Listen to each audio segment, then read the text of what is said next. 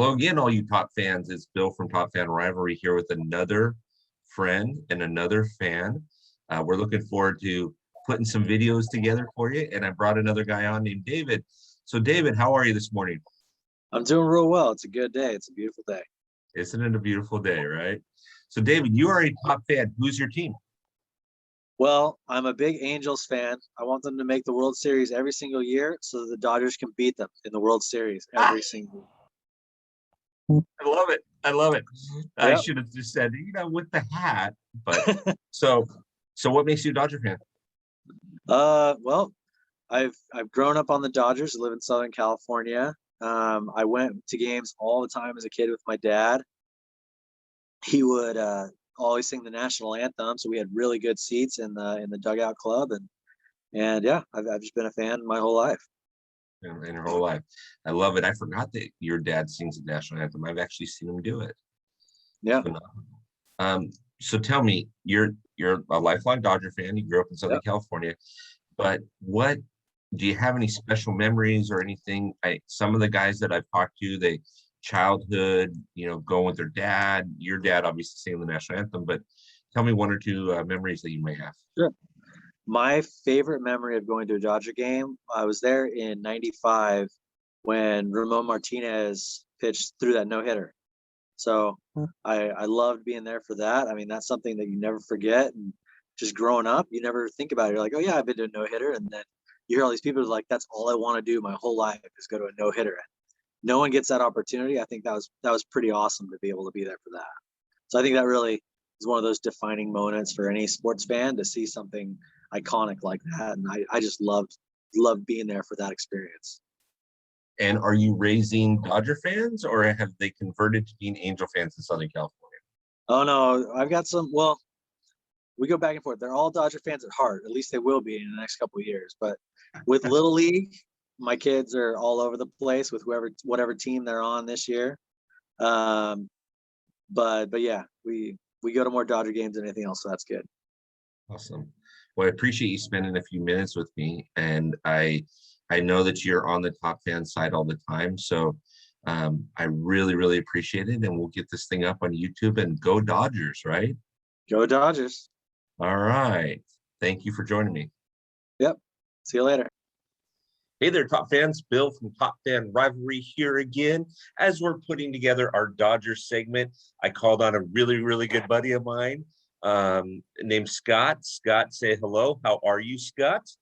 I am fantastic, especially the start our Dodgers have gotten off to this season.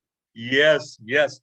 And something you need to know about Scotty is you're going to hear a story in another interview that I did that had to do with a guy that offered me some World Series tickets, and I said they were too expensive, and then he was able to get them to me for free. Thank you, Scott. This is Scott. This is that guy. I couldn't have in good conscience gone to a Dodgers World Series game without the man I know who's the biggest Dodger fan around. Hey, I appreciate it. Thank you. I couldn't. I would not have felt right with that extra ticket if you were not the guy that was there beside me. So awesome. See, and I did disclose to everybody on Top Fan that we did buy programs and I did buy your dinner, just so that everybody didn't think that I was that guy. You did. So, you went above and beyond. Hey, thanks for joining us. We are putting together a Dodger segment, and I couldn't think of anybody else that I wanted to be on this Dodger segment than you. So tell me, you're a lifelong Dodger fan. Tell me why. Tell me how. Tell me things. So my grandfather on my dad's side, my dad's dad, was a huge Dodgers fan all the way back to the Brooklyn Dodgers days. And he used to tell me stories even as a little boy about couldn't wait to get the paper the next day to see the box score from the day before, because that was the only way he'd know what happened in the game the day before. They didn't have a television at first, and as those became more prevalent and things, and he just continued that on, and he brainwashed me young. My granddad did, to be a Dodger fan and to be a Denver Broncos fan. I will say my first Little League team was the Angels And so I kind of was an Angels fan just because of that. You don't really know any better as a little leaguer, but the Dodger glue was always flowing in there. And the first guy I thought about when they won the World Series this last season was my grandfather. Yeah. Yeah. God rest his soul. He passed away. I think it's 5 years now. So yeah, it's amazing how family plays into, people call it America's favorite pastime, but it is. I mean, how many times did you go with either your dad or your grandpa to either a game or watch a game or just sit down and talk about the game? I mean, isn't yeah. that what we do? Oh, for sure. And I know when I get together with my family, I know probably as much about the Yankees as I do the Dodgers, because most of my family are Yankees fans. My dad was a huge Reggie Jackson fan all the way back to his A's days. Ooh. And my dad was always an A's fan as growing up and as a young man, but he kind of has basically drifted over to the Yankees with Reggie playing there. And then the rest of my family are all Yankee fans. So, but I'm true blue, real blue, Pantone 294. So By the way, did you see the billboard outside of Boston? I did, and that was Yes. amazing. Yes. Yes. And yes. I think Top Fan needs to do something like that. Yeah, I think you're right. You could raise a little bit of money and get a nice billboard somewhere like that. I mean, here's the interesting thing. I saw a thing today on the Dodgers and their current roster. You know, a lot of people accuse them, like they always accuse the Yankees, of trying to buy a championship, but more than 50% of the Dodgers current roster are homegrown. They came up through the Dodgers system, and there's a few free agent signings, but then the others were trades. So they gave up prospects that who knows what they'll become, you know, for a guy like Mookie. But look, this Dodger team is reminds me of that late 90s Yankees team that just dominated. There were so many homegrown guys that were on that team, and then a couple of key free agent signings. And the Dodgers team this year reminds me a little bit of that. Yeah. And honestly, I agree with you. I'm getting tired of people saying, oh, well, we got all this cash, we bought a team. Well, where'd Corey Seager come from? Where'd Cody Bellinger come from? Right? Yeah. Where'd Luke Riley come from? We actually traded him away and we got him back. Right. Well, and then you had guys like Max Muncy, who was basically on the garbage heap of professional baseball. Yeah. That they picked up. You know, they brought in Justin Turner years ago. He's been here for this whole run with the Dodgers, you know, with Clayton Kershaw most of his career too. But, you know, Kershaw is homegrown. Walker Buehler is homegrown. I mean, it's Julio the Rios. Dodgers. Yeah. You know, and I mean, the list could go on with guys who contributed. And, you know, it was hard to watch a few guys go this year, but you know, Kike Hernandez and Jock Peterson, they deserved the contracts they got, and Dodgers just couldn't, you know, I don't know if couldn't's the right word, but they didn't want to incur the luxury tax and, you know, all the money on that. They got to, and that's, to me, again, speaks to, they're not buying, they're, you know, trying to operate within, you know, the exact rules of baseball. And they're trying to do most of the guys homegrown, because I think most teams have shown over the years that the more homegrown guys and guys that really know each other and have literally played with each other over, you know, close to a decade, some of them, that these guys, this is how you win championships. A lot of the teams that have won and gotten there have done it with a lot of homegrown talent and then a couple of key free agent acquisitions. Absolutely. And I was doing a radio interview yesterday on a local station here in Orange County, and they got a hold of the site, and, you know, friend of a friend, and it just, it was strange. So I ended up talking to him for about 10 minutes. And yesterday they were talking about this pitching rotation that we have. And I said, boys, let's not forget that we have one of our elite star players out with a hairline fracture, and we're not missing a beat. No, like Zach and Luke are stepping up just fine. Well, and it's funny you say that, because I didn't think about that either. And I saw that same post today and I was like, wow, that is true. They are on this tear with only 3 losses so far. And Cody Bellinger hasn't been in the lineup, and, is still dealing. And, just imagine that bat back in the lineup too. Yeah.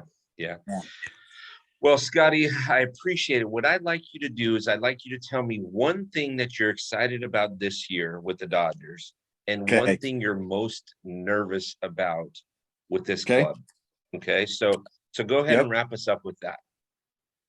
So I just like probably the biggest thing is just through this first little part of the season, and make no mistake. And I don't mean to bring the Yankees in, but they're off to one of their worst starts in franchise history, but they're off to their worst start since 1998.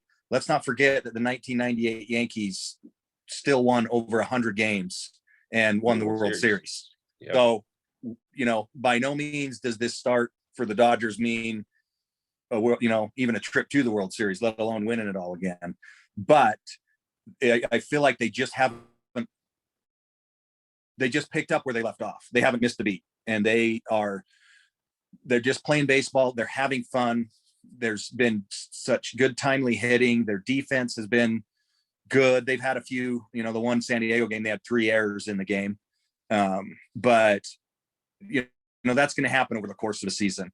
And plays like what Mookie had to the walk-off catch. I mean, every other play, at least defensively, every other play this year is chasing that for best play of the year.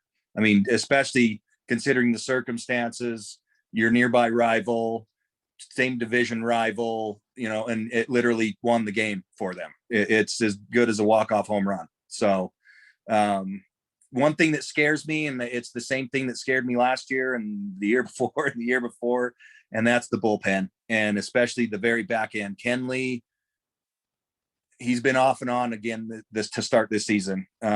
It'll be interesting to see as the season progresses. Do they continue to stick with Kenley? Does he become more of a, hold or setup man and they go somewhere else? But I don't know.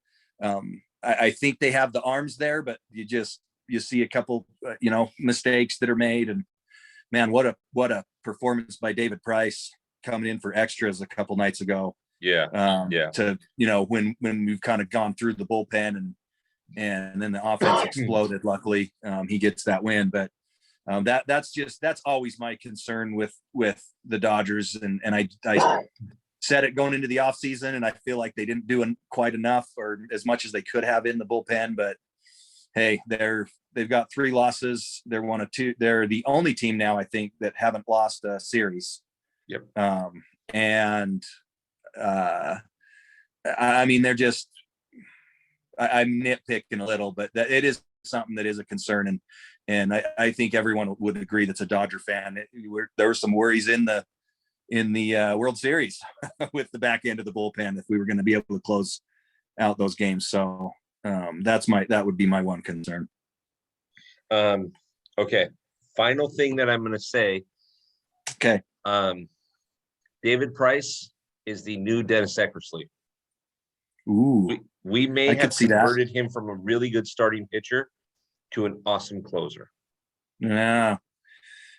I could see that. I mean, I could see that. And a guy like him, and with the stuff he has, especially in short bursts like that, they always talk about the third time through the rotation, and that seems to be one of his Achilles heels over his career, back to Tampa and Boston. But, that third time through the lineup, but you put him in that, I don't know. I will earmark that and remember that. Here first. All right. Well, fans, this is a good friend of mine, Scott. He is a great guy. We love him. We thank him for being on. Scott, please join us again, if you would, sometime soon. Absolutely. I will. All right, Top fans. Thank you. Well, hello there, Top fans. It's Bill from TopFanRivalry once again. This time, I'm joined by my good friend, Scott McKeon, who is a lifelong Dodger fan, as am I, as you can tell. So giddy up. So on a wonderful Saturday morning, Scott's agreed to just visit with me for a few minutes and tell you top fans out there that are Dodger fans why he's a Dodger fan. So I'm going to turn it over to Scott. Good morning, Scott. How are you? Good. Good morning. Thanks, Bill. No, I'm excited to be here. I'm so excited to have you here. Scott and I have been friends for the better part of 15 years, and we bond on baseball. So, Scott, tell me, you're a Dodger fan. Why? How'd that come about? Yeah, no, I think first and foremost, I'm a baseball fan. And I think, growing up playing baseball, um, being around, I grew up in LA and just had, from the earliest days of T-ball, my uncle was my coach. And he happened to live next door. And he happened to be, there's fans and then there's fanatics. My uncle was a fanatic. And he built a cage in his backyard, and he was determined that either one of his sons or one of his nephews was going to go play pro baseball. So we all did our reps in that batting cage, and I loved it. I loved it. It was, you hear about like Andre Agassi, whose dad forced him to hit tennis balls nonstop. I loved it. I didn't regret that. We would go to practices, and my uncle he'd be playing, Dodger games and on the way to and from practice. And so I just was always listening and always watching. And so the two seemed to be one. It was like there's baseball and then there's, the Dodgers. And to me, it was kind of the same. So yeah, lots of really good memories. And I went to a lot of games. That was living fairly close to LA and Dodger Stadium. It was just something where my dad would take me, and a lot of times I come from a big family with a lot of kids, and so we didn't get a whole lot of one-on-one time with parents, and being able to do that just one-on-one with my dad was pretty cool. So That's got to be a fantastic memory. I was growing up. It's got to be a fantastic easy memory. to be a fan in the 80s, right? Yeah. Yeah, so you remember the infield then? The infield that was together for 15 years or so. Oh yeah. In fact, I got the pleasure of meeting many of them. My dad was friends with a sportscaster at the time, Ted Dawson, and I'm sure I have memories of more than just one occasion, but one in particular really stands out to me where, Ted would go out onto the field at the end of the game and interview players, and towards the end of the game, he'd be in the dugout or, getting the equipment ready, the camera equipment to go out. And one time I got to go with him and sit in the dugout. I think it was the last inning or last two innings. Yeah, it was, I mean, a kid's dream. I look back and I'm like, man, I think I took that too for granted. I'd love to have that experience again, but I specifically remember the game was still going on. It wasn't like I was just, I don't know if they do that these days. This was back in early 80s. I don't know how old I was at the time, but young enough to be enamored, but not old enough to know how special that opportunity was. But yeah, I don't know who it was, but somebody got a ball and just had the players kind of go down the row and sign it. And I remember meeting a few players, but the one that stood out to me the most was meeting Tommy Lasorda and actually telling him, I'll be here someday. I'm going to come play for your team. And he said, well, we'll be right here waiting for you. So really cool memory. That is Tommy. That is so great. So great. So great. So then what was it like for you to watch this last World Series this last year? Oh, pure elation, really. I mean, it's just, there's a principle to that in life. Things that don't come easy are even more cherished when they come, and having that not come easy.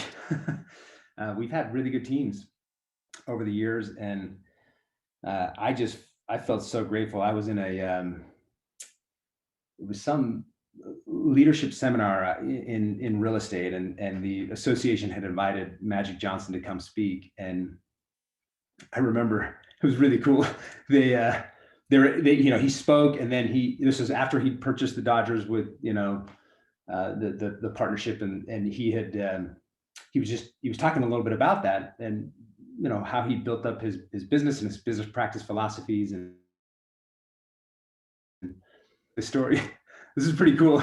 Somebody in the Q&A, somebody raised their hand and they kind of snarky like said, "So are you just going to come out here and buy championships like the Yankees?" And he didn't skip a beat. Imagine, just shows you how he's a true fan. He goes, you must be a Giants fan, huh?" And the whole stadium, or the whole crowd, just roared in laughter. He goes, this is all real estate professionals. He's like, "I'm going to shoot it straight. Yeah. I'm going to beg, borrow, and steal every last dime to make sure we get championships, not a championship." He goes, let me turn it on you. Let me ask you, what do you do for business? Are you interested in just mediocre real estate? Like, when you scour properties to invest in and to build, do you just, look for the marginals? He's like, "No, you're a winner. If you're a winner, you want championships, and you do whatever it takes to get that championship." And when we won, bringing Mookie Betts and doing whatever it took to get that championship, I just heard Magic Johnson's words in my mind, and it helps me personally. Like, that's I want to be a winner. I want to do whatever it takes to get that. So The cool. Good feeling. that is an awesome story. Yeah, Isn't that's that cool? and the thing that here's another one for you too. Go. I was at Game 7 in Dodger Stadium for the in the Astros series. Okay. And I was there with my son, who I haven't done as good a job as my dad did with me at helping foster and nurture that that baseball appreciation and the Dodger appreciation. And I need to do better. We've done better since, but we're standing there. We're in the right field seats, and the game was just, obviously everybody knows it was just devastating. We're all standing, and I think we were standing from third inning on, like, please, begging for any kind of break. And you could just see over and over it wasn't happening. And my son, who I think that might have been our first game that we'd gone together, he's standing there, and it was a really cool, like, reminder of the appreciation for the game, not just being Dodger fans, but being a baseball fan. We're standing there, and there weren't a ton of Astros fans, but right at the end of the game, Astros fans start storming the field, and the trucks and all the setup for the celebration for the Astros is right there on our field, and me and the rest of the Dodgers fans are just in shock, and we're like, and it's like the most painful experience. And here's my son in all his innocence, and it was the all you can eat hot dogs, all you can drink drinks. He's on like his 15th hot dog and 20th drink, and he's standing there, and he just has this grin on his face, and he's like, and it was quiet. Everybody around us could hear him say this. He goes, "Man, it'd be really cool to be an Astros fan right now." Oh no. I just laughed out loud, and I was like, you know what? It would be cool to be an Astros fan, and good for them, even for what we found out after the fact of all that went down. Good for them, and good for baseball, So there's some memories for Dodgers. So that's funny that you say that, because I was at Game 2, the game where they came back. I was with another friend of mine, who you actually know, that now moved out of state. But I was with another friend of mine, and we were at Game 2. He worked for a sports agency, and he called me up and he says, "Hey, do you want to go to Game 2?" And I said, "Nah, not for $1,500 a ticket. I'm good." And then he calls me back and he said, and I called my wife, and I said, "Hey, should I go?" And she goes, "Sure." I said, $1,500. She goes, "It's a once in a lifetime thing." I said, "How dare you say that as a Dodger fan? What do you mean once in a lifetime?" Once in a lifetime. Yeah. So he calls me back, and for those of you that know me, know that I work in finance. So he calls me back and he says, "Bill, I got a ticket I'll split it with you, $750." And I said, "Nah, I'm good." And he calls me back and he says, my boss just got offered a suite, and so he's not going to use these tickets, and they're free to us. So do you want to go for free?" And I said, "Now you're talking. I'll buy the Dodger dogs. I'll buy whatever."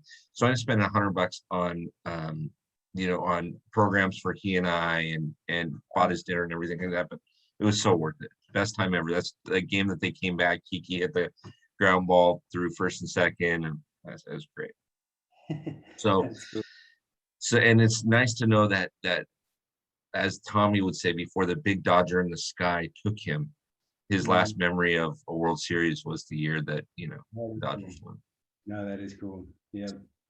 So now tell me, as we're wrapping up, because I love your story. So tell me about just what it means to you to be a Dodgers fan, if you were trying to explain it to somebody. And then tell me, I love what you've talked about father and son stuff, but tell me what that means to you, because I've got a lot of those memories too. So maybe first tell me what it means to you that you were able to go so much with your family and take your kids now, and then also tell me what it means to be a Dodger fan to you. Look, that's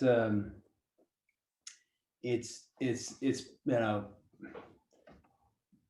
perpetual happiness. You just said it when you were like, how dare you as a Dodger fan say this is a once in a lifetime opportunity. You know that'll continue. And there's ebbs and flows. There's times when you're on and times when you're off, and every fan feels that. But to be a part of a winning organization, and we don't need to name them, but there's plenty out there that aren't, and in perpetuity they struggle. There's organizations though that are always striving to win, like we share with Magic Johnson. That's just in the DNA of certain organizations, and that's why not only am I proud to be a baseball fan, but a Dodger fan, because it embodies a culture of winning and a culture of excellence, and always striving to be better, and never getting down on the defeats, and looking to next year. And there's just a principle in that we can always get better, and we can always continue to strive. And so just pulling those in and making it part of the fabric of our family is pretty cool.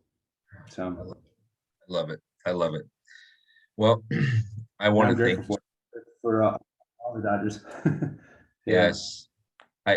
I think the same thing. I mean, being a Dodger fan to me means something. I love the humor too. Did you see the billboard outside of Fenway Park that a couple of Dodger fans bought? Oh yeah, I did. It's like, thank you for sending Mookie. Yeah. Thank you for sending That's pretty cool. Stuff like that. I love the humor in baseball too. Scott, I want to thank you so much for being a part of this. And I hope that you'll join us on our clubhouse with some of the boys sometime, and be there and just kind of talk what's going on. But I sure do appreciate you being there. And for you that are on Top Fan, on our Top Fan YouTube site, feel free to subscribe or feel free to make comments. We'd love to hear what you think about this. I appreciate Scott and his efforts to be with us this morning. And just tell a few brief stories of why he's a Dodger fan, and we'll do this throughout the MLB. Feel free to reach out to us via email if you'd like. If you'd like to tell us why you're a fan of a specific team, we'd love to have you. So Scott, we thank you so much, and we hope to have you on soon. BP, all right, you're the man.